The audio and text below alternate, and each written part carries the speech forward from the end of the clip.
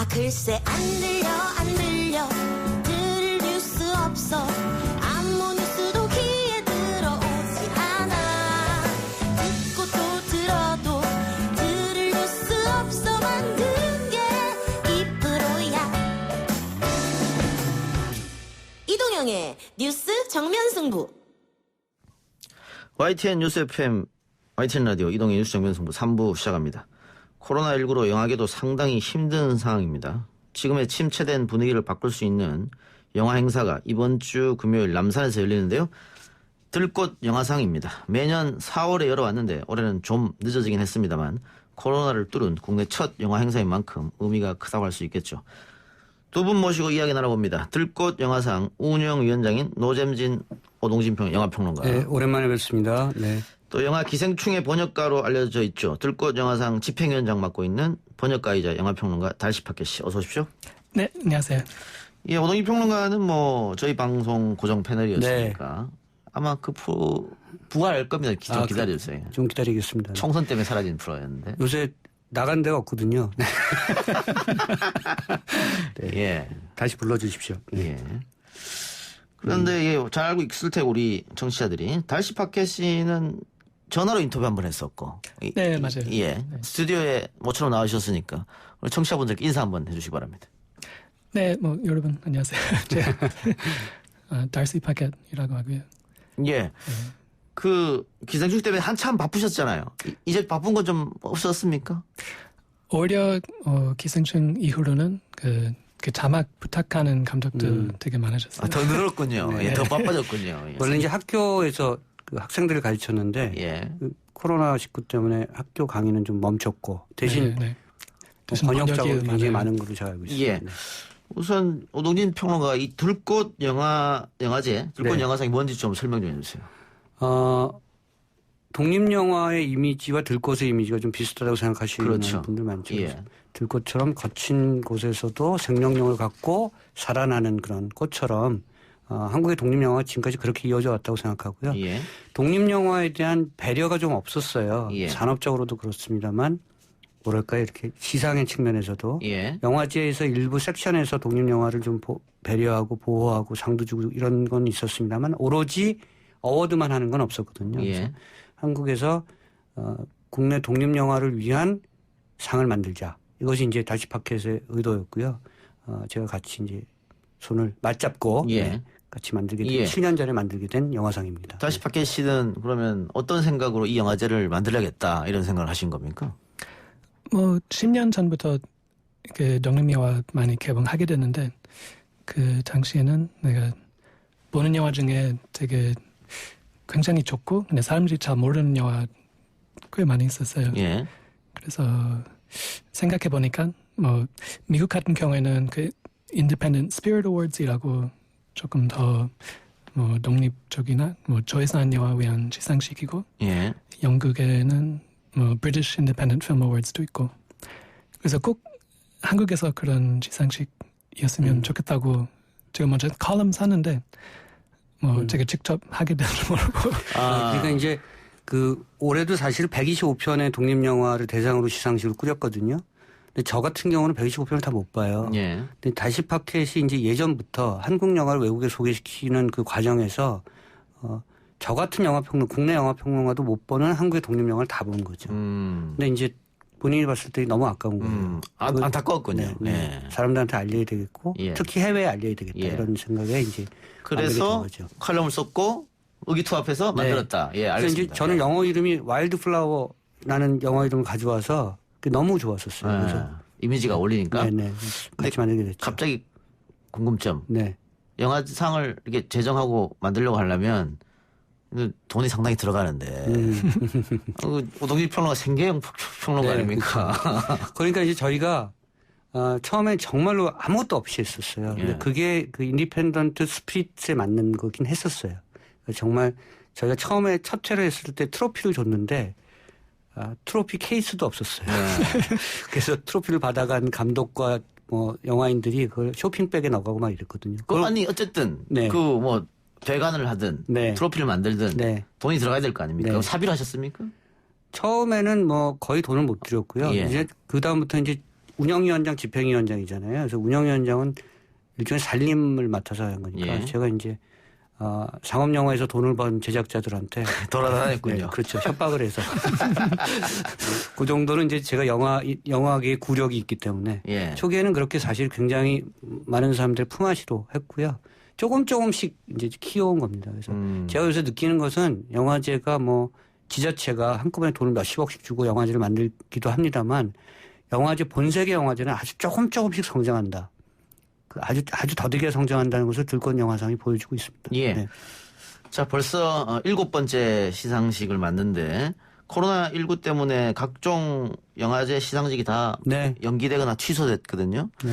들꽃 영화상에 기대하는 영화인들도 많이 있을 것 같습니다. 그런 것 같아요. 특히 올해 너무 힘든 해가 됐으니까 극장에서 영화 거의 개봉 못 하고 있고 예. 그 영화제 특히 큰 영화제는 요즘에 개최할 수 없는 상황이라서 우리는 비교적 하루만 있는 행사라서 우리 꼭 취소하진 않고 예. 우리는 좀 진행하도록 강행한 하겠습니다. 편이었어요. 그리고 좀 뚫고 나가야 되겠다는 생각도 했었고 전주영화제가 무관객 영화제를 하잖아요. 그래서 축구도 아니고 사실은 영화라고 하는 행사는 사람들이 모여야 됩니다. 사람들이 모여서 면대면으로 해야 되는 그 행사라서 저희는 어쨌든 어려운 시기지만 이 어려운 시기를 뭔가 뭐랄까 이렇게 실천적으로 좀 뚫고 나가자라는 그런 생각으로 행사를 좀 강행하고 있습니다. 예. 네. 1회가 2014년에 있었는데 수상작이 지슬. 네. 예. 이건 제가 봤네요. 네. 다행스럽게. 네. 예. 다행이네요. 본 영화입니다. 제가 저희 팬들과 함께 단체 관람한 기억이 나네요. 아마 올해 후보들 작품 중에서도 이동영 작가가 본 작품 꽤 있을 거예요. 벌새 같은 작품 보지 않았어요? 못 봤습니다. 그렇군요. 예. 영화 볼 시간이 없습니다. 저는. 그렇군요. 아니 저희한테도 이 독립영화 쪽에서 좀 홍보해달라는 요청이 많이 오거든요. 네. 그래서 가끔씩 지금은 좀 그렇습니다. 예전에 많이 팟캐스트를 통해서 홍보를 해서 단체 관람도 하고 있는데 정말 아까운 영화들이 많이 있는 것 같아요. 그러니까 그런 것 때문에 이제 알리고 싶어서 다시 팟캐스트가 한번 만들어보자 했던 것이고 어떻게 해서 좀 효과는 있는 것 같습니까? 좀 부흥이라든가 아니면 뭐 사람들이 관심을 더 가져준다든가. 아마 좀 좋아진 것 같아요. 우리 시상식 하면서 일단은 영화인들은 이 시상식 많이 환영하게 됐고 그리고 배우 예를 들면 어떤 배우가 그 나무주연상 받으면 옛날에 안재홍도 사실 뜨기 전에 우리 시상식에서 나무주연상 그렇죠. 받았는데 뜨기 전에. 네. 그런 배우 많아요. 들꽃 키드가 꽤 많아졌습니다. 예. 네, 그래서 어느 정도 좀 도움이 된 것 같고 그 네. 배우 사람들은요 두 가지를 줘야지 춤을 춰요. 칭찬을 주거나 돈을 주거나 그런 거죠. 그래서 들꽃이 그렇게 하려고 노력하고 있습니다. 그래서 올해 세 가지 모토를 잡았는데요. 우리 단시 팟캐스트하고 저하고 실질적인 돈을 주자. 직접 지원을 할 수 있게끔. 그래서 상금을 주려고 하고 있고요. 그다음에 해외에 내보내자. 그래서 또 해외에 지금 다시 팟캐스트이 관계하고 있는 이탈리아 우디네이 영화제 또 제가 관계하고 있는 일본의 영화제 이런 쪽으로 수상자들을 연결시키는 그런 프로그램들을 가동하고 있고요. 또 하나는 산업적으로 좀 도움을 주자. 후반 작업이라든가 이런 등등. 그래서 서울산업진흥원하고 MOU도 맺고 뭐 이렇게 좀 다각도로 사업을 좀 전개하고 있습니다. 그렇네요. 지금 2015년 2회 때 안재홍 씨가 족구왕으로. 네. 이것도 좋은 작품이었는데. 그렇죠. 예. 네, 재밌고. 그 족구왕에서는 여자 주인공도 상당히 소위 말해 떴는데 여성분. 여자 주인공. 성함이 지금 생각이 안 나네요. 기억이 안 나네. 어쨌든 그 안지영도 들꽃 키드입니다. 네. 그 최우식 씨도 신인나무상을 그렇죠. 받았네요. 최우식이야말로 들꽃 키드죠. 네. 그래서 최우식은 아직도 저를 만나면 대단히 반가워요.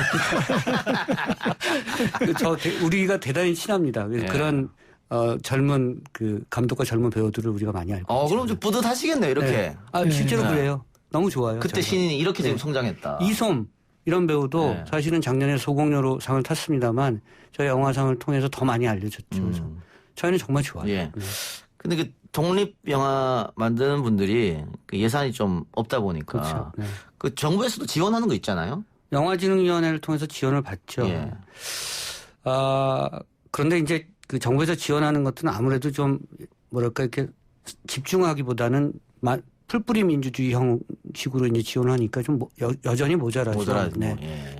많은 기회가 주어져야 되는데 이게 들권 영화사는 그런 기회를 조금 더 많이 포착하고 예. 좀 노력하고 있습니다. 네. 달시파키 씨는 어떻습니까? 다른 나라의 독립영화와 한국의 독립영화와의 다른 점이랄까요? 좀 특색 있는 점이랄까요? 네, 뭐 느낌은 좀 다른 점이 있는 것 같은데 개인적으로는 이제 한국 영화 볼 때 약간 뭐 외국인 입장으로 볼 때는 한국 독립 영화는 되게 솔직한 것 같아요. 예. 그래서 한국 사회에 대해서 좀 더 알고 싶으면 사실 뭐 큰 영화 보면은 되게 화려하게 나오지만 근데 100% 믿을 수 있는지 모르겠고 근데 한국 독립 영화에서 나오는 한국 사회가 좀 더 솔직한 모습인 것 같아요. 예, 알겠습니다. 또 솔직하다 좀 더. 네, 네. 거칠긴 해도. 네. 예. 올해 들꽃 영화상 노미네이트된 어떤 영화들이 있죠? 저희가 한 31편 정도가 지금 본심이 올라왔고요. 예. 네.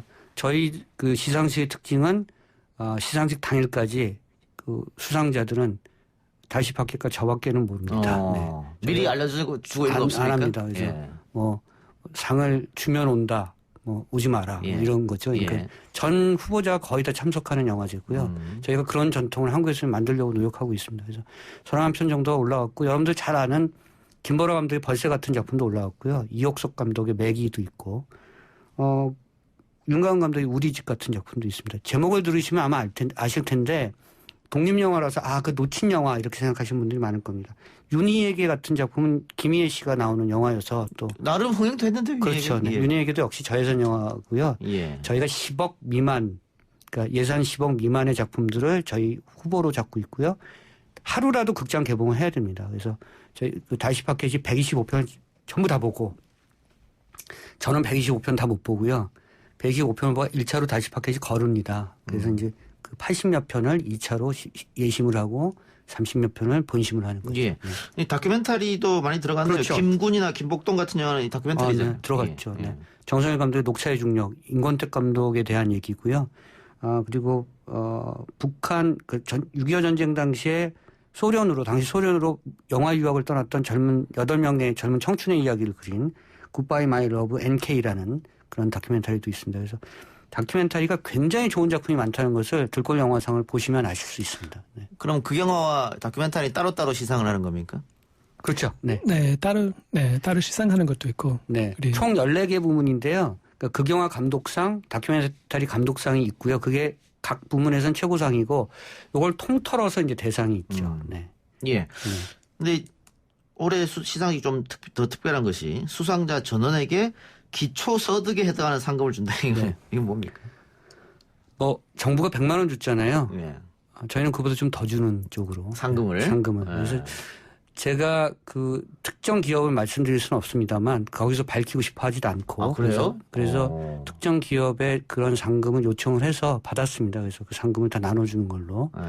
실제로 코로나 이전에도 독립영화를 하는 사람들은 생계가 쉽지 않잖아요. 그렇죠. 예. 술 한 잔 속 시원하게 마실 수 없고 그래서 직접 지원이라는 형태가 굉장히 중요하다고 저는 생각을 해왔고 네.